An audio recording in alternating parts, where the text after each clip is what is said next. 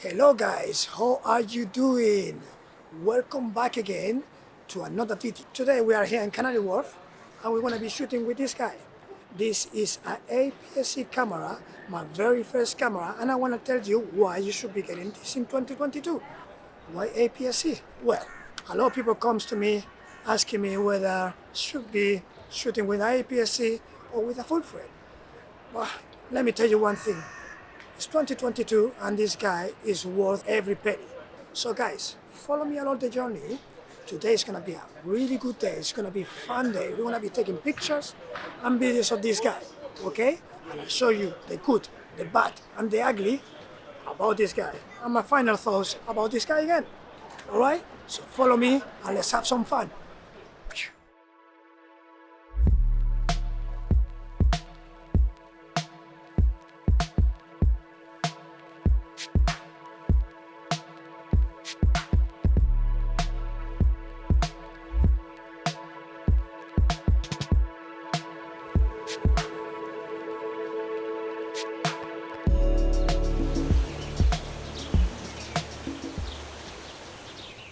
Okay guys, APS-C. Who is APS-C? APS-C is a photo advance system.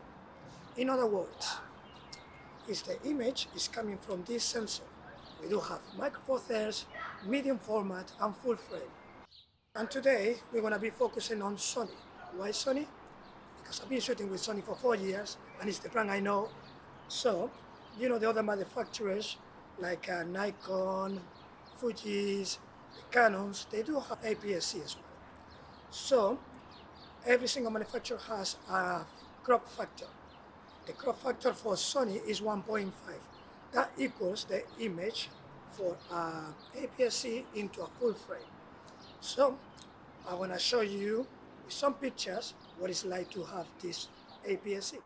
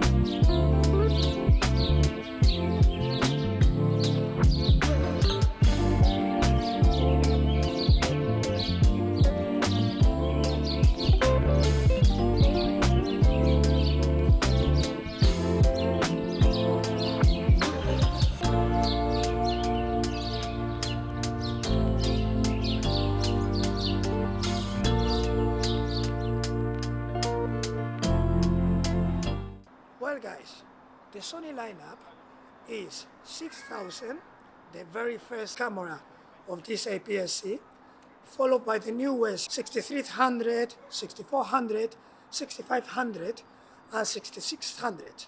All of them have different peculiarities.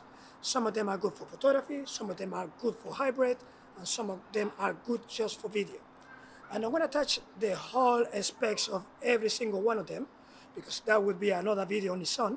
But I can say the 6400, the 6500, and the 6600 are the best ones with autofocus.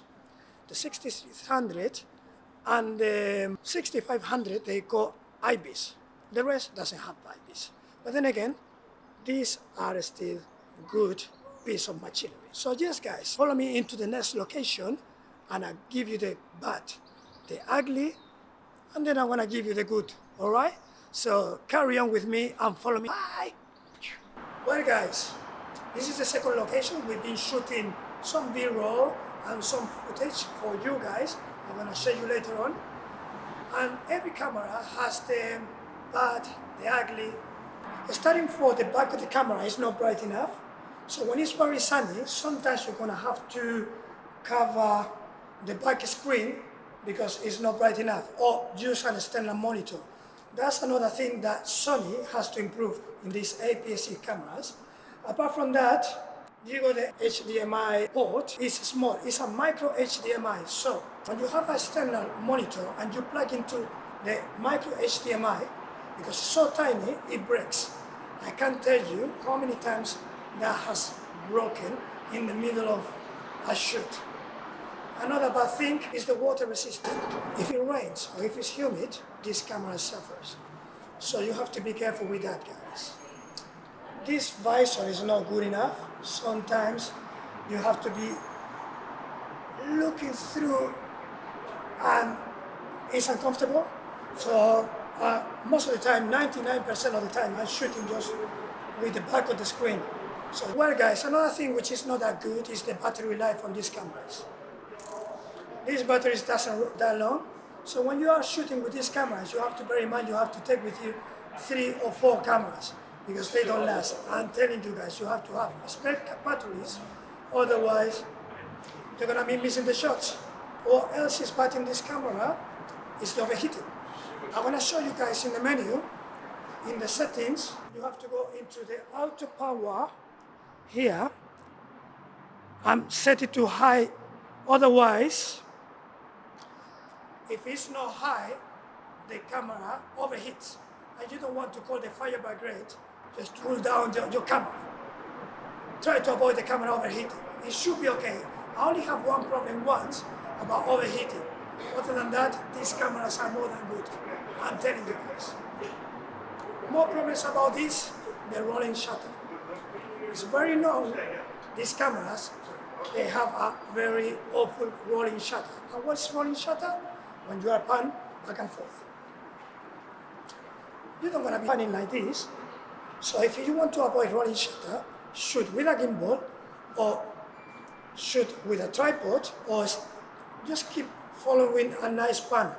Because when you have rolling shutter, it's because you do this and also you have a busy background just behind. Okay? So no rolling shutter if you don't do it. Okay, another thing which is an issue for this is the lens selection. It's not that much selection in this camera, so basically you have to buy third party where you can find Sigma. They do have good lenses for these ones. Then you have the Tamrons and then you have the Sundance. Yes, Sony has some lenses in the lineup. Some of them they have in-body stabilization, which is good, but the selection is not that wide. So if you are thinking to get APS-C, go for third-party options. You won't regret. Last but not least, I would say, is in body stabilization. The only cameras which body stabilization are the 6500 and the 6600. Those cameras, they have in body stabilization, so you don't need a gimbal or a tripod to shoot because it's stabilized the footage. Otherwise, you need a gimbal or a tripod. Other than that, it's okay. So I'm gonna get back to good stuff later on, okay? So see you later. Bye.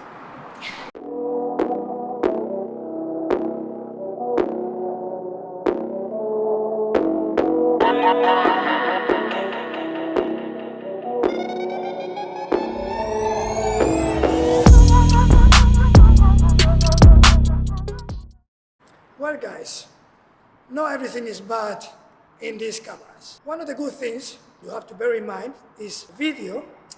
You can shoot HD 120 frames per second and 4K up to 30 frames per second. 4K is very good. Every single camera in the lineup do 4K. This camera in particular does 4K on sample from 6K, so it's quite crispy footage in here. So that's a good thing. Another good thing about these cameras as well is the portability. You can see, because of the ergonomics, small little tiny grip, it's very good in order just to shoot on the go, gun and run situations, so you can see, very portable. If you have a big hand, maybe you don't like it, but my hands are small, so you can see it's very good. Another good thing about this camera is the autofocus, guys. Especially in the 6400 and the 6600. The autofocus for Sony is very, very good. So it's a good thing to take into consideration. Another good thing, video profiles. You go HLG, S-Log, and then you have cinema. And the last, but not least, good thing about these cameras is you got some buttons and you can customize these buttons. C1 and C2 can be customized. So you can set up the menu according what you like and customize the camera whichever way you like. I know it's not that many buttons as a full frame, but it's better than nothing. So overall, I resume. These cameras are good for people who are looking for a start into photography, beginners, hobbyists, or people who has another camera and want to get this camera as a second camera. I would say I want to keep this camera. I'm very happy with this one. I want to use this one along with the 7.4. But I don't feel like it's really bad negative things about these cameras because there is not a perfect camera. That's what I mean by that. Every single camera has good and bad things. So just to end up with this review, you can do pay gigs with these ones. It does the job. Okay guys, overall, it's 2022. If you are looking for a camera, why no APS-C? Sony has very good cameras. Sony's not paying me for this. Hopefully one day, maybe. So Sony, if you are looking, take me on board. So, APS-C, yes. Bad things about this camera, like every other camera. But would I go back to APS-C? Yes, why not? So guys, this has been my review. Thank you for being with me. Thank you, Ramone, for being my camera today. And yes, I will see you next episode. Until now, peace, guys. See you soon. Bye.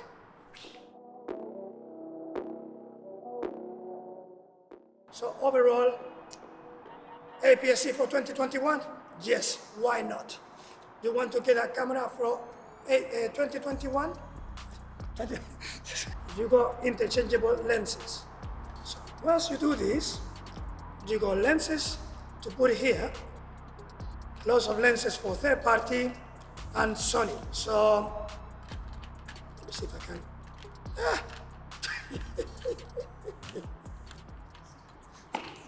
Cut!